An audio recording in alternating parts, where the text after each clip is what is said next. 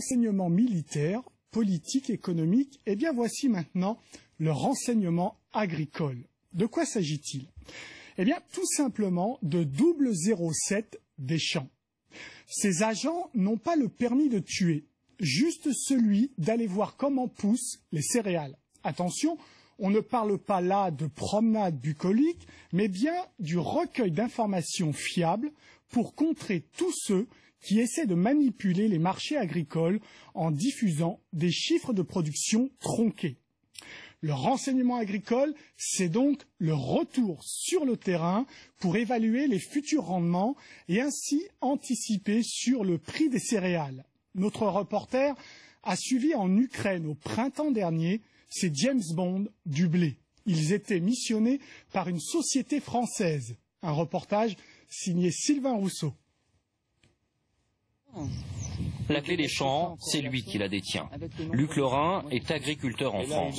Il a mis au point un procédé pour évaluer les futures récoltes de céréales. L'idée première, c'était de savoir ce qu'ils allaient produire pour savoir s'il fallait engager ou pas des céréales sur mon exploitation. Ils, ce sont ses concurrents, comme les paysans d'Ukraine, un pays qu'on qualifie souvent de grenier de l'Europe. L'invention de Luc Lorrain, c'est un petit boîtier et un rectangle. Simple, rapide, efficace. Il suffit de passer son appareil au-dessus des épis, puis de compter leur nombre dans ce rectangle. Les données recueillies partent le soir même en France. Son invention fait de lui un spécialiste du renseignement agricole. Nous sommes en mai 2013. Luc forme les employés de la société ODA pour offres et demandes agricoles. Tous participent à ce qu'ils appellent un crop tour. En fait, il s'agit d'aller sur le terrain, parcourir un pays en voiture pour calculer, comme ici en Ukraine, les futurs rendements céréaliers. Le crop tour se divise en 3 voitures qui vont sillonner l'Ukraine sur l'Est, le Nord et le Sud. Et chaque équipe doit être formée pour savoir leur expliquer comment ils doivent reconnaître un épi de blé, à quel stade que c'est, le différencier d'un épi d'orge et pour éviter qu'ils fassent des mesures dans des mauvaises parcelles. Former des espions en herbe. Pourquoi? Pour anticiper. Dès le mois de juin, on sait que une grande partie du bassin mer Noire va faire une récolte en quantité abondante. Il y a de grandes chances que le marché soit plombé. Plombé, ça veut dire que les prix s'écroulent ou que les Ukrainiens raflent une grande partie des marchés à l'export. D'où cette mission de renseignement sur le terrain, à l'ancienne. Car Luc ne fait pas confiance aux statistiques officielles. On va apporter la vérité parce que les chiffres officiels qui sortent du ministère de l'Ukraine, moi je les prends avec des pincettes. Il faut faire attention à ce qui est dit dans la plaine parce que parfois ils ont avantage à fausser des chiffres pour faire aller le marché dans un sens ou dans un autre. Trouver l'information juste, c'est l'objet de la société ODA dont le siège est à Bourges. Tous les jours, elle reçoit et analyse les résultats de ces 007 des champs. L'Ukraine, c'est l'un des principaux exportateurs de blé. Donc c'est un concurrent direct pour les blés français. Donc notamment sur l'Afrique du Nord et puis l'Égypte. Donc en fait, la taille de la production va directement influencer les exports français et le marché mondial aussi. Avec notre crop tour, on a estimé la production de blé à 19,7 millions de tonnes. Soit une bonne année, confirmée par les chiffres du Conseil international des céréales d'août 2013, qui évalue à 22 millions de tonnes la production de blé de l'Ukraine. Renaud de Kerpoisson, PDG d'ODA, peut estimer que le crop tour de mai 2013 a permis à ses clients d'anticiper sur les récoltes. On est une agence de renseignement, on est un groupe d'agriculteurs, un réseau d'agriculteurs qui participent tous ensemble à créer une information. Une information fiable pour éclaircir un marché qui ne brille pas toujours par sa transparence. Bien, avec moi sur ce plateau, Sébastien Mallet, bonjour. Vous êtes directeur des ventes chez AgroGénération, qui est une société d'exploitation notamment en Ukraine et en Argentine. Pourquoi il est nécessaire vraiment de revenir sur le terrain pour avoir ces informations ? Tout simplement parce que c'est à ce jour encore la méthode la plus efficace, la plus fiable et surtout la plus rapide d'obtenir une évaluation relativement précise des potentiels de production d'une zone géographique donnée. Il faut savoir que les matières premières agricoles qui sont traitées un peu partout dans le monde sont issues de matières vivantes et donc extrêmement sensibles à l'environnement, notamment au climat. À chaque stade de leur croissance, des semis jusqu'à la récolte, qui peut durer jusqu'à 10 mois, elles sont soumises à des conditions climatiques qui peuvent être plus ou moins favorables à leur rendement. En cas d'alerte météo notamment, le meilleur moyen et le moyen le plus fiable de se rendre compte sur le terrain de l'impact des dégâts occasionnés sur la récolte reste le crop tour, comme on a vu sur le reportage. Il y a des satellites, on nous parle de la capacité de ces satellites à donner des informations. On est surpris qu'il faille quand même retourner sur le terrain. Tout à fait. Alors les satellites vous donnent des informations globales, c'est-à-dire ils peuvent vous donner la biomasse d'un champ, ils peuvent vous donner la concentration des plantes par hectare, mais ils vous donneront jamais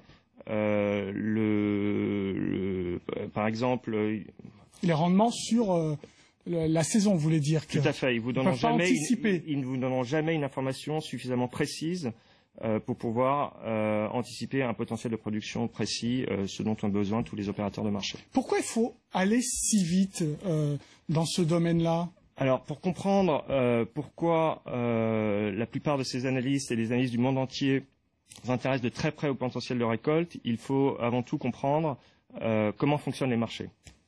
Le marché est aujourd'hui totalement mondialisé. Ouais.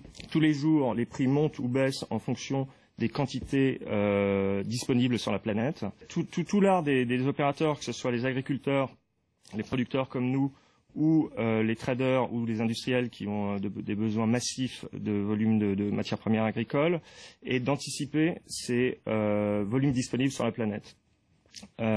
Si nous prenons l'exemple du blé, la production mondiale de blé est de 700 millions de tonnes. Les exports représentent à peine 1/7 de cette production, c'est-à-dire 100 millions de tonnes. Donc vous comprenez bien qu'une baisse même de 3% sur la production mondiale aura un impact extrêmement fort sur les exports. On estime le rapport de 1 à 16, c'est-à-dire que si vous perdez 3% sur votre production mondiale, les prix peuvent monter de 20%. Ce qui est énorme. Ce qui est énorme, absolument énorme. Est-ce qu'on peut faire confiance? Alors là, notre personne Luc Lorrain, qui s'exprime dans le reportage, dit plutôt non. Est-ce qu'on peut faire confiance aux statistiques des États? Vous, qui êtes sur le terrain aussi. Alors, dans leur immense majorité, oui. La référence en la matière, c'est le département agricole américain, qui tous les mois publie un état des stocks et un état des productions mondiales. En revanche, certains États ne jouent pas tout à fait le jeu. On peut prendre comme exemple la Chine, qui a des besoins absolument colossaux d'import et qui, on comprend bien, lorsqu'elle a des problèmes ou des baisses de production locale, ne publiera pas les chiffres réels de façon à ne pas affoler le marché et ne pas surtout informer le marché des besoins d'importation massifs dont ils auront besoin pour l'année suivante. Même chose pour un exportateur qui n'a pas intérêt à trop communiquer une grosse production pour pas que les prix soient à la baisse. Tout à fait. Alors nous avons eu le cas l'année dernière de l'Australie. Colza. Tout à fait, le colza australien. L'organisme d'État australien publiait des comptes encore 6 mois après la récolte de 4 600 000 tonnes, alors que la récolte réelle était d'à peine 2 500 000 tonnes.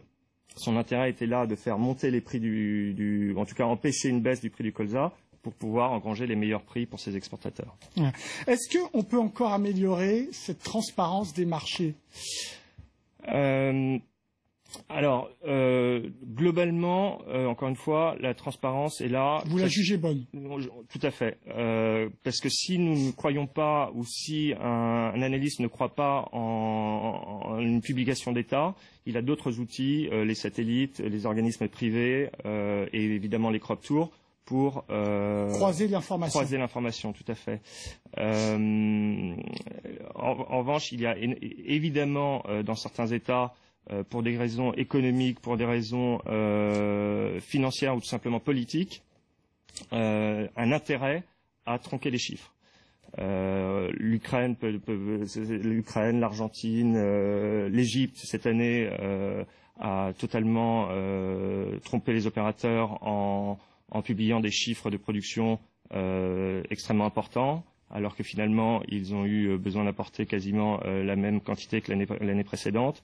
Donc chaque État joue en fonction un petit peu de sa situation politique avec les chiffres qu'il publie et d'où l'importance encore une fois d'être vigilant et de croiser. Exactement. Ce que vous dites aussi, ce qui est intéressant, c'est que vous dites que bon, cette information remonte pour qu'elle soit analysée par des traders, des intervenants marchés, etc. En revanche, là où peut-être faudra améliorer l'impact de l'information, c'est redescendre au niveau de l'agriculteur. Expliquez-nous ça. Alors tout à fait. Il y a encore 20 ans, avant l'arrivée d'Internet, les agriculteurs du monde entier, que ce soit aux États-Unis, en Amérique latine ou en Europe, étaient très peu informés sur les informations de marché, que ce soit les prix ou les statistiques de production. Aujourd'hui, avec l'arrivée d'Internet et des sociétés comme ODA, les agriculteurs sont de mieux en mieux informés, notamment en France. Mais il y a encore un effort colossal à fournir dans des pays comme l'Ukraine, la Russie et certains pays européens encore. Ouais. Merci beaucoup Sébastien Mallet pour ces réponses. L'émission est terminée, mais comme d'habitude, vous pouvez la retrouver sur france24.com. En attendant, restez avec nous. Au revoir.